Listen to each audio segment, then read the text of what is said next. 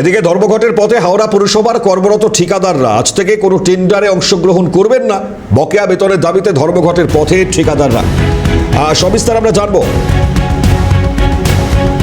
অনির্বাণ মাল আমাদের প্রতিনিধি টেলিফোন লাইনে রয়েছে। অনির্বাণ, কি খবর জানতে পারছো? মূলত কোন কোন দাবি তারা রাখছেন সামনে? টেন্ডারে কেন অংশগ্রহণ করবেন? অনির্বাণ, যোগাযোগ বিচ্ছিন্ন অনির্বাণের সঙ্গে। যোগাযোগ করছি আমরা তার আগে ছবিটা দেখাই আরো একবার। ধর্মঘটের পথে হাওড়া পুরসভার যারা কর্মরত ঠিকাদার তারা আজ থেকে কোনো টেন্ডারে তারা অংশগ্রহণ করবেন নাই বলে জানাচ্ছেন। বকেয়া বেতনের দাবিতে এই ধর্মঘট, তারা একমাত্র বকেয়া বেতনের দাবিতেই ধর্মঘট করেছেন। তারা এই পথ বেছে নিয়েছেন বলে আমরা জানতে পারছি। হাওড়া পুরো এলাকাকে সাজিয়ে তোলার কাজটাও বিষবাও জলে। পুজোর আগেই হাওড়া পুরো এলাকা সাজিয়ে তোলার উদ্দেশ্য ছিল, কিন্তু বেহাল রাস্তা সারাই সহ নিকাশি মেরামতের যে উদ্দেশ্য, তাতে বকেয়া টাকা তারা পাচ্ছেন না।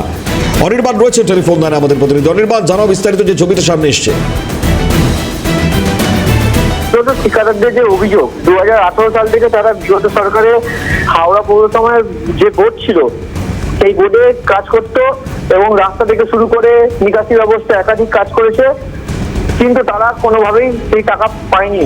আগামীকালই তারা বিক্ষোভ দেখায় এবং আজ তারা রীতিমতো পোস্টার, পৌরসভা চত্বরে পোস্টার লাগায় এবং বিক্ষোভ দেখায় যতদিন না তাদের প্রাপ্য টাকা পাবে ততদিন পর্যন্ত তারা কোনোভাবেই কর্মের সাথে যুক্ত হবে না এবং কোনো রকম টেন্ডার উপস্থিত হবে না, স্বাক্ষরও করবে না।